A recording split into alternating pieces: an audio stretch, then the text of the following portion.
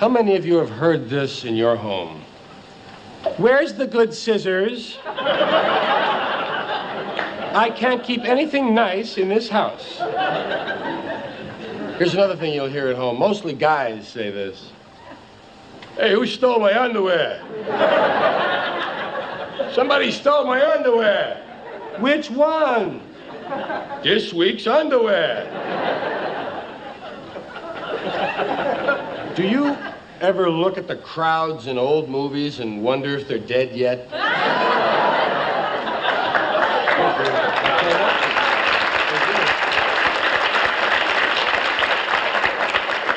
Have you ever tried to throw away an old wastebasket? You can't do it. People keep bringing it back to you, man. Hey, your wastebasket was in the garbage here. Check this out. When you have a package of bacon, underneath all the neat horizontal strips, there's always one weird piece of bacon.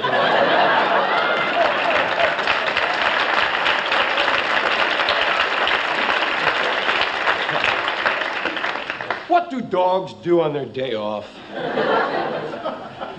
They can't lie around. That's their job, man. As you know, they search you pretty well at the airport. There'll be lots of places later they'll be searching this, but the airport is where they're kind of trying it out. And as you know, they send your bags through to make sure there are no weapons. Throw any weapons on the plane, you know. And a little fluoroscope job, and they run you through the model home, and there are no weapons, let them on. You get on the plane, and you're clean. What do? They give you a knife and a fork and all the wine you can drink, man. Man, I could take over a plane with a piece of loose leaf paper, right? Just hold it at the stewardess's neck and threaten paper cuts. Do what he says, do what he says. Oh, there's a moment coming. There's a moment coming. It's not here yet. It's on the way. It's still in the future. Here it is. Oh, it's gone, man. There's no present. Everything is the near future and the recent past. No wonder we can't get anything together. We got no... By the way, speaking of American values, aren't we about due to start bombing some small country that only has a marginally effective air force? Seems to me like we're a couple of weeks overdue to drop high explosives on helpless civilians. People who have no argument with us whatsoever. I think we ought to be out there doing what we do best, gang, making big holes in other people's countries. I hate to be repetitious, but God, we are a warlike lot, you know? We can't stand not to be fucking with somebody. We couldn't wait for that Cold War to be over, could we? Just couldn't wait for that Cold War to be over so we could go and play with our toys in the sand. Go play with our toys in the sand. And when we're not invading some sovereign nation or setting it on fire from the air, which is more fun, then we're usually declaring war on something here at home. Do you ever notice that? We love to do that, don't we? We love to declare war on things here in America. Anything we don't like about ourselves, we have to declare war on it. Don't do anything about it. We just declare war on it. We got a war. It's the only metaphor we have in our public discourse for solving a problem. It's called declaring a war. We got a war on poverty, the war on crime, war on litter, the war on cancer, the war on drugs. But you ever notice there's no war on homelessness, is there? Nah, no war on homelessness. You know why? There's no money in that problem. There's no money in that problem. Nobody stands. It's true.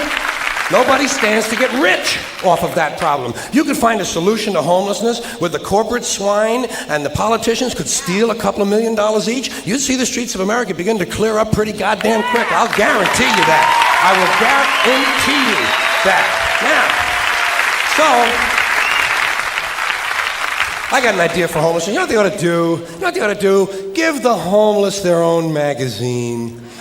Give them their own magazine. It would make them feel better, for one thing. That's a sure sign of making it in this country. Every group in this country that makes it and arrives at a certain level has its own magazine. You have Working Mother magazine, Black Entrepreneur magazine, Hispanic Business magazine. In fact, any activity engaged in by more than 4 people in this country has got a fucking magazine devoted to it. Skydiving, mountain climbing, snowmobiling, backpacking, bungee jumping, duck hunting, shooting someone in the asshole with a dart gun, jerking off. They probably have a magazine for that. I'm sure they have. I know they have a magazine. Walking! There's actually a fucking magazine called Walking. Look, Dan, The new walking is out. Here's a good article, putting one foot in front of the other. Give them their own magazine. Give them. Give the homeless their own magazine. You know what you call it? Better Crates and Cartons. Then when they get finished reading it, they can use it to line their clothing. That's a good, sound business solution. That's the kind of answer you get from a conservative American businessman. Say, yeah, let them read it. When they get finished reading, they can use it to plug up the holes in them piano crates they all seem to like to live in. A good, sound, practical, conservative American business solution. I'll tell you what they ought to do about homelessness. First thing, change the name of it. Change the name of the condition. It's not homelessness, it's houselessness. It's houses these people need. A home is an abstract idea. A home is a setting. It's a state of mind. These people need houses, physical, tangible structures. But where are you going to put them? Where are you going to build them? Nobody wants you to build low-cost housing near their house. People don't want it near them. We got something in this country, you've heard of it, it's called NIMBY, N-I-M-B-Y. Not in my backyard. People don't want any kind of social help located anywhere near them. You try to open up a halfway house, try to open up a rehab center for drugs or alcohol, try to build a little home for some retarded people who want to work their way into the community. People say, not in my backyard. People don't want anything near them, especially if it might help somebody else. Part of the great American spirit of generosity we're always told about. Big, generous American nation. Ask an Indian about that. Ask an Indian how generous this country is. If you can find one, you got to locate the Indian first. We've made him just a little difficult to find. Or if you need current data, select a black family at random and ask them how generous this country has been. People don't want anything near them, even if it's something they believe in, something they think society needs, like prisons. Everybody wants that, right? Everybody wants more prisons. That's the new answer to all of our problems. Lock a lot of motherfuckers up. Everybody wants more prisons. They say, build more prisons! But not here. Well, why not? What's wrong? What's the problem? What's wrong with having a prison in your neighborhood? It would seem to me like it would make it a pretty crime-free area, don't you think? You think a lot of crackheads and muggers and pimps and hookers are going to be hanging around in front of a fucking prison? Bullshit, they ain't coming anywhere near it. What's wrong with these people? All the criminals are locked up behind the walls, and if a couple of them do break out, what do you think they're going to do? Hang around? Check real estate trends? Bullshit. They're fucking gone. That's the whole idea of breaking out of prison, is to get the fuck as far away as you possibly can. Not in my backyard. People don't want anything near them. Except military bases. They don't mind that, do they? No, they like that. Give them an army base. Makes them happy. Why? Jobs. Jobs. Self-interest. Even if the base is loaded with nuclear weapons, they don't give a fuck. They say, well, I'll take a little radiation if I can get a job. Working people have been fucked over so long in this country, those are the kind of decisions they're left to make. I got just the place for low-cost housing. I have solved this problem. I know where we can build housing for the homeless. Golf courses. Perfect. Golf courses. Just what we need. Plenty of good land in nice neighborhoods. Land that is currently being wasted on a meaningless, mindless activity engaged in primarily by white, well-to-do male businessmen who use the game to get together to make deals to carve this country up a little finer among themselves. I am getting tired. Really tired. I am getting tired of these golfing cocksuckers in their green pants and their yellow pants and their orange pants and their precious little hats and their cute little golf carts. It is time to reclaim the golf courses from the wealthy and turn them over to the homeless. Golf is an arrogant, elitist game, and it takes up entirely too much fucking room in this country. Too much fucking room in this country.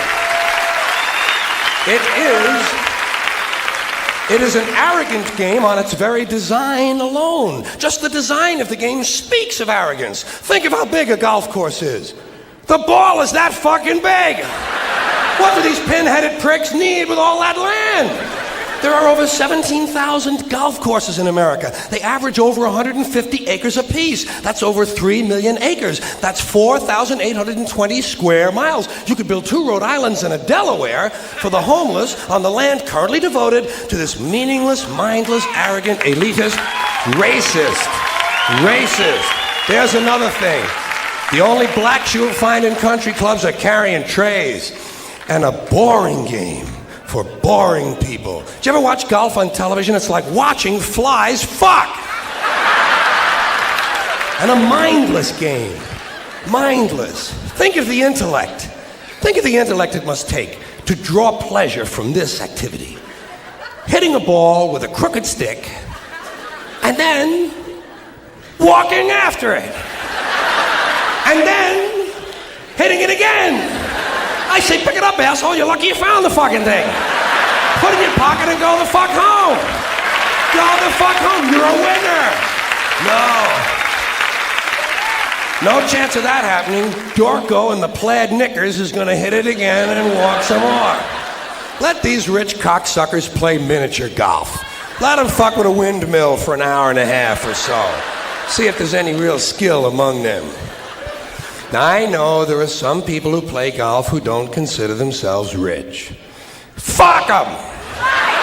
And shame on them for engaging in an arrogant, elitist pastime.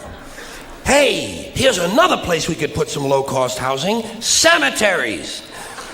There's another idea whose time has passed. Saving all the dead people in one part of town? What the hell kind of a superstitious, religious, medieval bullshit idea is that? Plow these motherfuckers up, plow them into the streams and rivers of America.